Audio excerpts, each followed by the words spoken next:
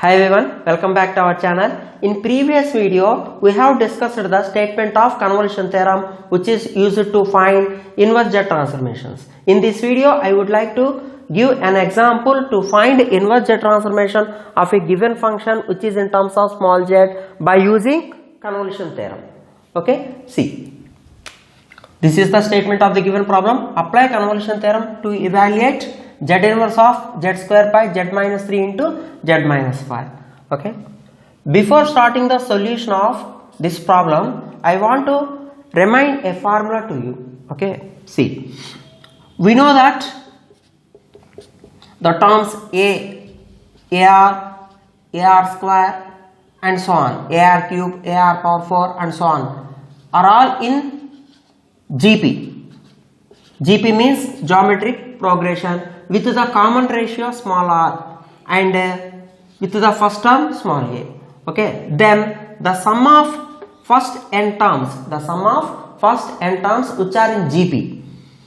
So a plus a is the first term, ar is the second term, ar square and so on up to nth term can be written as a into r power n minus 1. Okay, since a is the first term, a into r power n minus 1 becomes nth term. Okay, the sum of first n terms which are in GP is equal to a into 1 minus r power n by 1 minus r. This is the formula for sum of first n terms which are in GP. Okay, we can use this formula in this solution. Okay, so come to this side.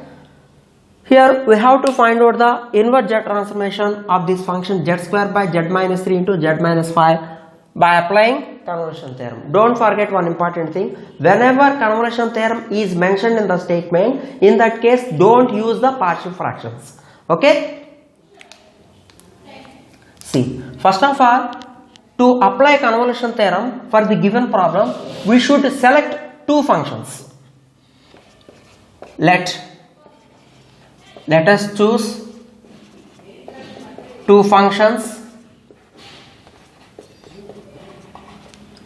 named as f of z and g of z. We can select these two functions from the given problem only. See, I will take one z from the numerator and first factor from the denominator, which is z minus 3, and g of z is equal to another z. In numerator we have z square, so write one z here and write another z here, and the second factor is z minus 5. Clearly we are observing that the product of these both functions is again given function.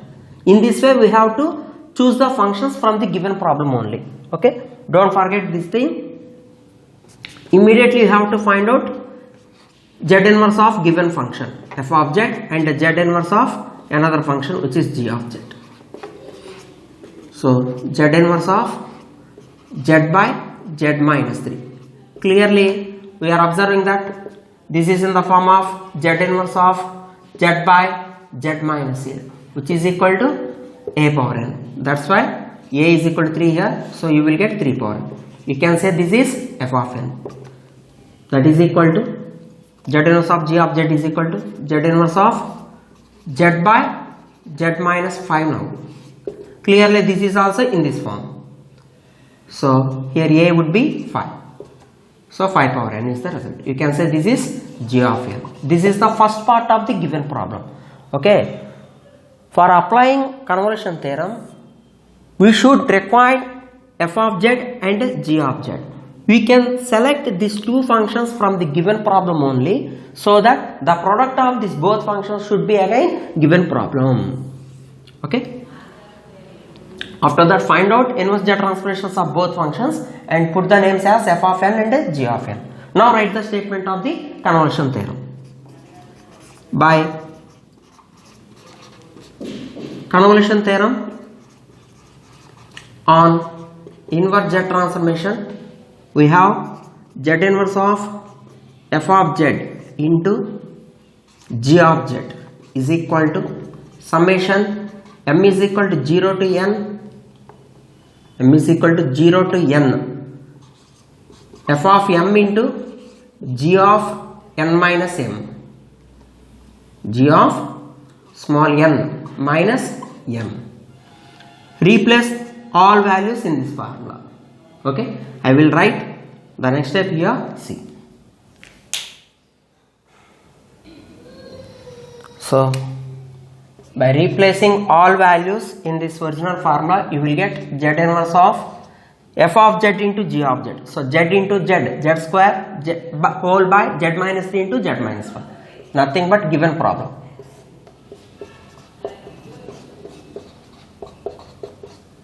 Is equal to summation m is equal to 0 to n f of m. What is f of m? Already we have f of n, which is 3 power n. Replace n is equal to m here. So you will get 3 power m into, what is the second term in the product? G of n minus m. So in this g of n, replace n is equal to n minus m. So which is 5 power n minus m. Now this summation can be written as sigma m is equal to 0 to n 3 power m into 5 power n by 5 power m. Okay, actually I will write this term as 5 power n into 5 power minus m. Since bases are equal, we can add the powers, and 5 power minus m can be written as 1 by 5 power n. Also here we are observing that here 5 power n is the constant term. 5 power n is the constant term because here summation is depends upon small m. That's why n is independent. N does not depends upon sigma. That's why take outside the term from the summation. 5 power n into sigma m is equal to 0 to n, and here we have 3 power m by 5 power m. Numerator and denominator are have same power. That's why I will write in this way. Now expand the summation. Expand the summation, otherwise sigma. So it means that replace m is equal to 0 in this term. Whenever we have m, replace it by 0. After that, replace m is equal to 1. After that, replace m is equal to, and so on up to n, and write positive sign between them. So 5 power n whole into anything power 0 is 1 plus second term is 3 by 5 whole power 1 plus 3 by 5 whole square plus so on, plus the last term is n. Replace m is equal to n here. So you will get this one. Clearly these are all in GP. These all terms in this series are in GP with common ratio.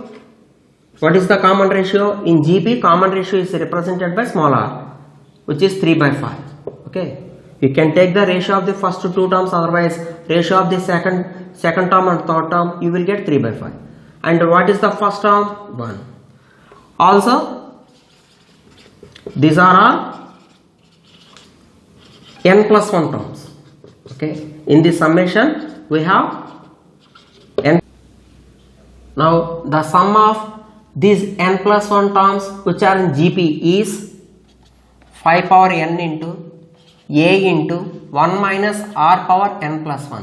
Since this series has n plus 1 terms, that's why whole by 1 minus r. So 5 power n into, what is a value? First term of the series, which is 1. Okay, 1 into 1 minus, what is the r value? Common ratio 3 by 5. So 3 by 5 whole power n plus 1 whole by 1 minus 3 by 5. So 5 power n into 1 time of this one is 1 minus 3 power n plus 1 by 5 power n plus 1. Okay, whole by, take the LCM here, you will get 5 minus 3, which is 2 by 5, and take this 5 to numerator. Already 5 power n is there, that's why 5 power n into 5 is 5 power n plus 1. So 5 power n plus 1 into 1 minus 3 power n plus 1 by 5 power n plus 1 whole by 2, that is equal to half into, I will write this division 2 as 1 by 2. Take this 5 power n plus 1 to inside, you will get 5 power n plus 1 minus 5 power n plus 1, 5 power n plus 1 getting cancelled, simply you will get 3 power n plus 1. This is the result of given inverse Z transformation. Z inverse of Z square by See here, z minus 3 into z minus 5.